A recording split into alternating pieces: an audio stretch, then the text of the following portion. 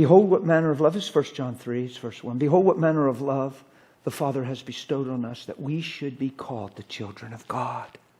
Therefore, the world doesn't know us because it didn't know Him. Beloved, now we are the children of God, and it has not yet been revealed what we shall be, but we know that when He is revealed, we shall be like Him. So what he's talking about is, we don't have this full revelation, this manifestation of what's going to happen in the twinkling of an eye, right? When the people that remain, a twinkling of an eye, boom. But the whole time we have enough evidence that we know we can live by the Spirit, not fulfill the lust of the flesh. What do you do with that one, preachers? If I live by the Spirit, I will not fulfill the lust. Well, brother, that's impossible. Everybody's going to sin. You're always going to walk in the flesh. Your flesh is evil, wicked. It's contrary to your spirit. Okay, so throw away what God says. And let your experience rule once again. And subvert the grace of God and suppress the grace of God, which is God's empowerment to empower you to live what you can never live on your own, so He gets the glory and you're not just a good Christian. See, there's no super Christian on the planet. It's just believers. We are what we are by the grace of God. So who gets all the glory? And when you realize your life's transformed by His grace, you love Him all the more and you want more grace. But if we just compare ourselves among ourselves and say, well, brother, nobody can live like that. Well, Jesus did. And He said, follow me. And He said, the things I do, you'll do if I believe. And He said, in greater things, because I'm going to my Father. Now see, our job is to believe that. The enemy's job is to get you all muddied up and not believe that. Why? Because every promise is to the believer.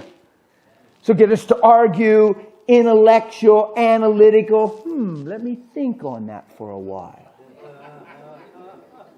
Well, I'm just telling you, analytical. People boast in analytical. They say, well, I'm a very analytical person. I'm like, well, you should have stopped that yesterday. It's not a gift. No, it's not a gift.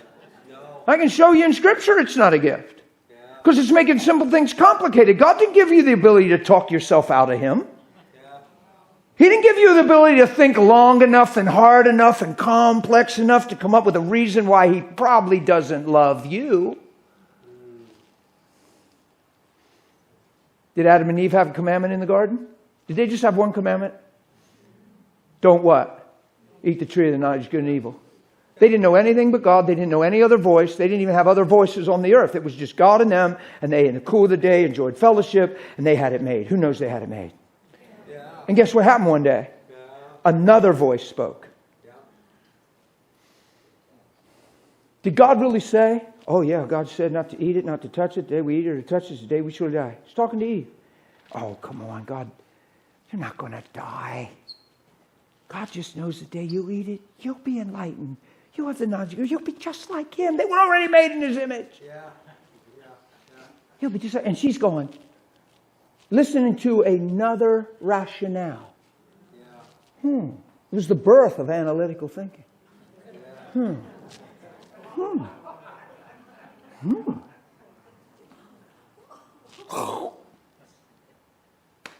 then Adam did a worse thing.